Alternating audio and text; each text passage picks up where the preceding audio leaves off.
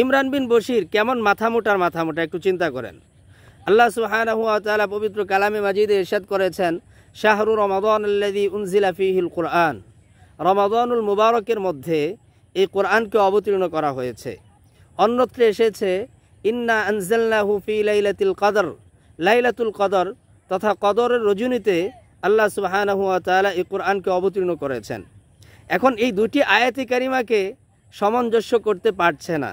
কেমন মাথামোটার মাথামোটা একটু চিন্তা করেন। একটা আয়াতকে আরেকটা আয়াতের সাথে সাংঘর্ষিকভাবে উপস্থাপন করার চেষ্টা করছে। কারণ নেই তো, শিক্ষাগত যোগ্যতা মোটেও নেই।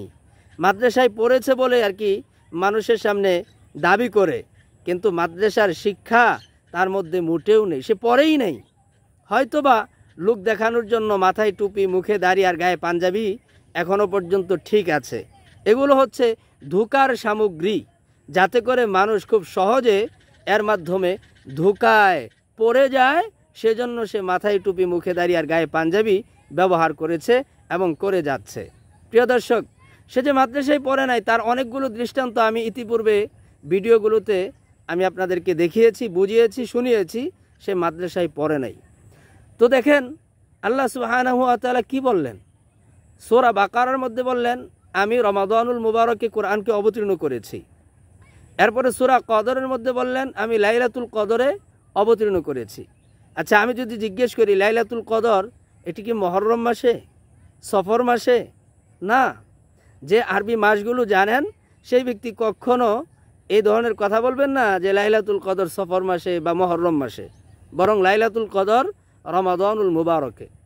তো লাইলাতুল কদরের রজনীতে আল্লাহ সুবহানাহু ওয়া তাআলা কোরআনকে একসাথে লৌহে মাহফুজ থেকে দারুল ইজ্জা অর্থাৎ প্রথম আসমানে অবতীর্ণ করেন।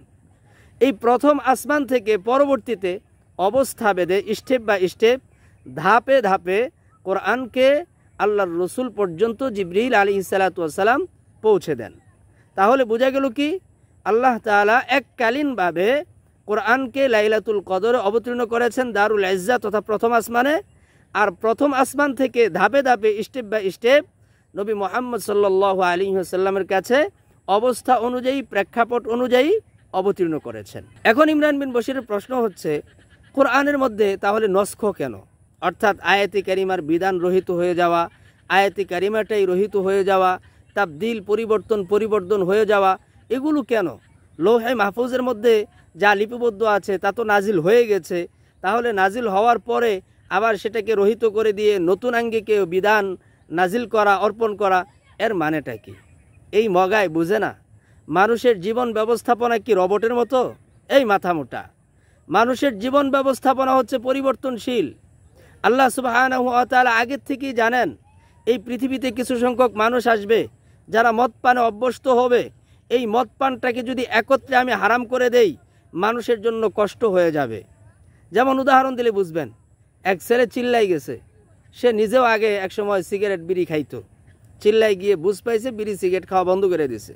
এখন এই ছেলে এক চিল্লা দিয়ে বাড়িতে আসছে, আইসেই মনে করেন যে ঘরে টিভি ছিল, টিভিটা কুড়াল দিয়ে পিডায় ভাঙছে। মায়ে মনে করেন যে পর্দায় থাকতো না, এই তো মায়েরে পিডাইয়া বাড়াইয়া, বোনেরে পিডাইয়া বাড়ায়, হ্যাঁ পর্দায় থাকস না, আম করে দাইয়ুস বানাইতেছোস, আম করে জাহান নামে পাঠামি, মানে যা করা দরকার তা শুরু করে দিছে। বাপে নামাজ পড়তো না, হ্যাঁ বাপেরে ফাসেক ফুজ্জার কইয়া, দাড়ি চাস্তো ফাসেক ফুজ্জার কইয়া ইচ্ছা মতো একেবারে এলাকা তুল্লা লইছে। বলেন এই ছেলেটা কি ভালো কাজ করতেছে? কাজ করতেছে ভালো, লেকিন ধরন ভালো নয়। বাবা মা ভাই বেরাদার এগুলো একসাথে বরদাস্ত করতে পারবে না। এগুলো আস্তে আস্তে অবস্থা অনুযায়ী বুঝায়া সমঝায়া সহি অবস্থা, সহি দিকগুলা এদের সামনে উপস্থাপন করে তারপরে দিনদার পরিবার হিসাবে গঠন করতে হবে। এটাই হচ্ছে বিচক্ষণতা। তো আল্লাহ সুবহানাহু ওয়া তাআলা বড় হিকমতের সাথে মক্কার সে সমস্ত মুসলিমদেরকে যারা মদ পানে অভ্যস্ত ছিল তাদেরকে ধাপে ধাপে মদ পানের বিষয়টাকে হারাম বলে, হুরমত বলে জানিয়ে দিলেন। প্রথম বললেন এর মধ্যে লাভও আছে, ক্ষতিও আছে। তারপরে বললেন যে মদ পান করে নামাজের ধারে কাছে যায়ও না, মানে নামাজের বাইরে মদ পান করতে পারবে, নামাজের মধ্যে পান করতে পারবে না, তার মানে জিনিসটা খারাপও ভালো। তারপরে আল্লাহ সুবহানাহু ওয়া তাআলা জানিয়ে দিলেন এটি খারাপই খারাপ, যে এটি হারাম, এটি রিজসুন, এটি নাপাক, এটি অপদার্থ একটা বিষয়বস্তু। এই যে স্টেপ বাই স্টেপ আল্লাহ তাআলা মানুষের অবস্থান অনুযায়ী, মানুষের দেমাগ ও মস্তিষ্ক অনুযায়ী মানব সুলভ স্বভাব, সেই স্বভাব থাকার কারণেই মূলত আল্লাহ সুবহানাহু ওয়া তাআলা মানুষের সহজতার জন্য এভাবে স্টেপ বাই স্টেপ আয়াতে কারিমা অবতীর্ণ করেছেন। নস্খ মানে এই নয় আগে বিধানটা বলছিল, এখন নতুন আঙ্গিকে যে বিধানটা এসেছে এটি সঠিক, এটি রাইট, বিষয়টা এমন না। নস্খ মানে হচ্ছে মানুষের চলার পথকে, মানুষের জীবন জিন্দিগিকে সুন্দর করে গড়ে তোলা। প্রিয় দর্শক, এজন্যই কিন্তু নস্খের আয়াত সূরা বাকারায় এসেছে, মা নানসাখ মিন আয়াতিন আও নুনসিহা নাতি বিখাইরিম মিনহা আও মিসলিহা। হয়তোবা আমি এমন একটা আয়াতে কারিমা নাজিল করব যা আগের থেকে উত্তম অথবা তার সমপর্যায়ের। প্রিয় দর্শক, তাহলে বোঝা গেল কি নস্খের বিধানটা এটি আল্লাহ সুবহানাহু ওয়া তাআলা মানুষের কল্যাণের জন্যই রেখেছেন। এখন এই মাথা মোটাগুলো বুঝবে কোত্থেকে? যাদের পকেটে ইহুদি খ্রিস্টান আর নাস্তিকদের টাকা এসেছে তারা এগুলো বুঝবে না, তারা টাকার পিছনে অন্ধ হয়ে গেছে।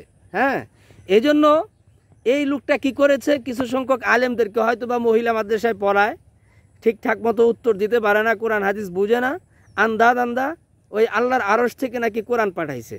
আরে মগা, কোরআন কোত্থেকে আইছে? লোহে মাহফুজ থেকে দারুল ইজ্জত তথা প্রথম আসমানে এসেছে, তারপরে রসুলের কাছে এসেছে। কবে এককালীন হয়েছে নাকি স্টেপ বাই স্টেপ এসেছে, কোনটা এককালীনের জবাব আর কোনটা স্টেপ বাই স্টেপের জবাব, এই বিষয়গুলো যারা জানে না তাদের কাছে গিয়ে জিজ্ঞেস করেছে। তো যাই হোক, সে সমস্ত ব্যক্তিরা জানে না, তাদের মতো করে তারা উত্তর দিয়েছে। এই ভিডিওটা এই মাথামোটা ইমরান বিন বশির করেছে কি, ইউটিউবে প্রাইভেট রেখেছে। যখন বাংলাদেশ থেকে বিজা শিয়ালের ন্যায় পালিয়েছে মুমিন ও মুসলিমদের ভয়ে, কারণ মুমিন মুসলিমরা কুত্তার প্রতি দয়া করতে পারে, কিন্তু এই সমস্ত মাথামোটা যারা, এদের প্রতি কিন্তু দয়াশীল না, আর দয়াশীল থাকাটাও উচিত না। যেখানে চারো মাযহাবের ইমামরা ঐক্যমত পোষণ করেছেন, এদেরকে ডাইরেক্টলি ফাইনালের হুকুম, ফাইনাল করে ফেলো। তো মুমিনরা এগুলো জানে বিদায় এই নাস্তিকরা যখন বুঝতে পারছে, আজ করতে পারছে, তখন কিন্তু বাংলাদেশ থেকে চলে গেছে। তো চলে যাওয়ার পরে সেই প্রাইভেট কিন্তু ভিডিওগুলো এখন এক এক করে ডাউনলোড করছে আর কাটসাট করে করে ভিডিও হিসাবে আপলোড করছে। এখান থেকেও তার একটা ইনকাম হচ্ছে। আবার মনে করেন যে তার অবস্থানটাও জাহের করছে, প্রকাশ করছে যে আমি আগে থেকেই নাস্তিক ছিলাম, আগে থেকেই সংশয়বাদী ছিলাম, তোমরা জানো না, এখন তোমরা বুঝে নাও। এই হচ্ছে মাথামোটা ইমরানের হালাত এবং অবস্থা।